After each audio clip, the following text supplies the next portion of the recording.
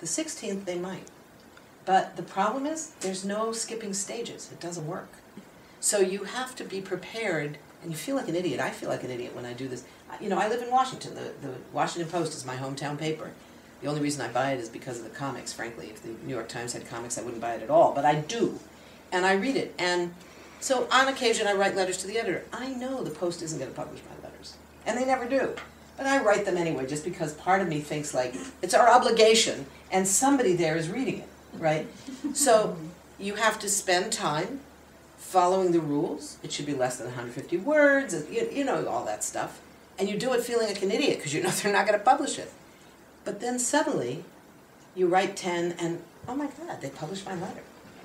And then a couple months later, you can write another letter. You do that 2 or 3 times, and you've got a little body of work.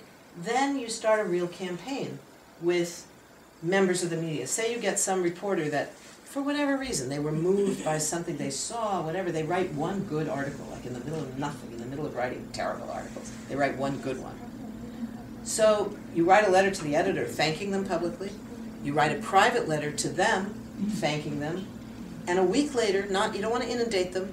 You don't want to scare them off because they're very busy. They don't want to bother.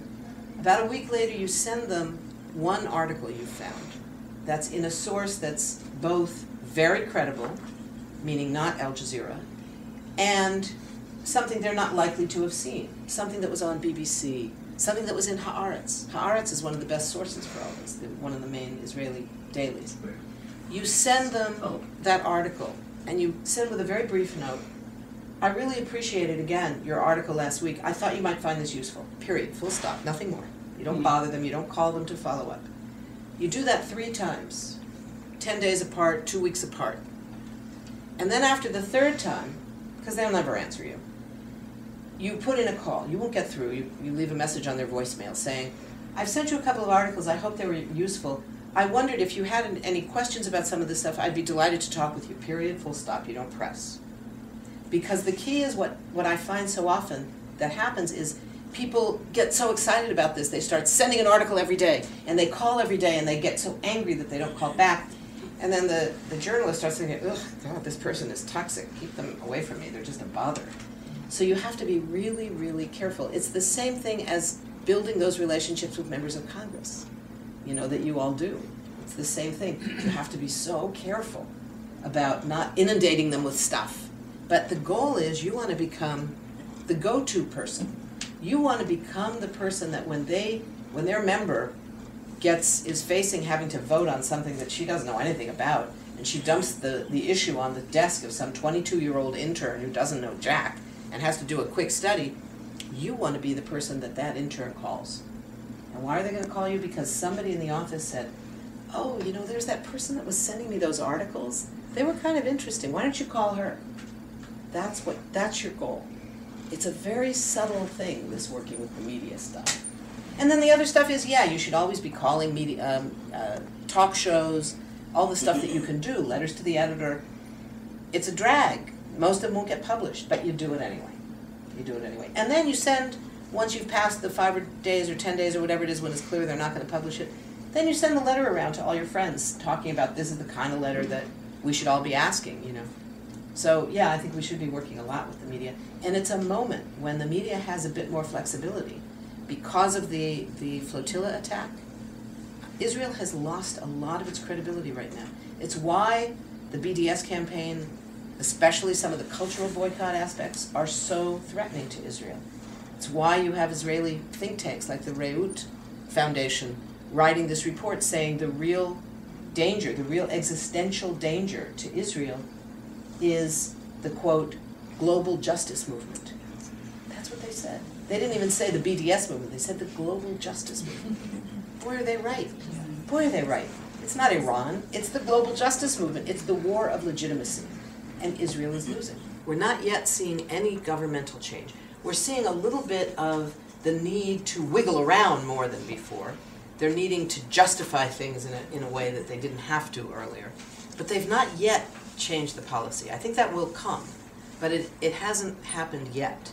And I think that that's one of the things that's the hardest. We see it in the Iraq movement, as well as Afghanistan, that it's been a hard slog, but we've had a huge success in reaching what we now have is like 76% or something of Americans think the war in Iraq was wrong to begin with, is wrong now, and should be ended right away. 59% think the war in Afghanistan is wrong and should be ended. But that doesn't translate into political change, into policy change. Our democracy is really flawed. So we need to figure out that step. It's the same thing with Palestine. We can change discourse, but that only matters if we push it to the next level, which is to make it a political reality where the U.S.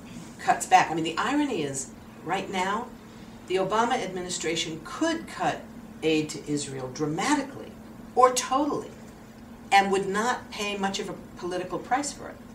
But they don't acknowledge that, and because in Congress, it's the one bastion where the money part of the pro-Israel lobby is very powerful, etc. In Congress, there's no recognition that there's been that change in discourse. So it's a huge struggle. The focus on the NPT, the Non-Proliferation Treaty, in this year's review conference, that was looking at this treaty and trying to figure out how do we strengthen it. The non-proliferation regime is allegedly collapsing, etc., because we have these three big new nuclear weapons powers, India, Pakistan, and of course Israel. The U.S. is very reluctant to talk about Israel, but on occasion they've even acknowledged it, even though it mostly is in the context that Obama just did, that because of Israel's, quote, unique security problems, basically they should be allowed to have nukes. That's the essence of it. But the hypocrisy of it vis-a-vis the threats against Iran, which doesn't have a nuclear weapon, nobody says they do have a nuclear weapon, nobody says they could have a nuclear weapon in less than 2 years, and most say it would be significantly longer than that. But for that we're imposing these ostensibly draconian sanctions, where Israel, it's not just we're not punishing them, we're enabling it all. We're enabling through this kind of money. The money's fungible. When we give them money for helicopters and whatever, it means they can divert other military funds to their nuclear arsenal.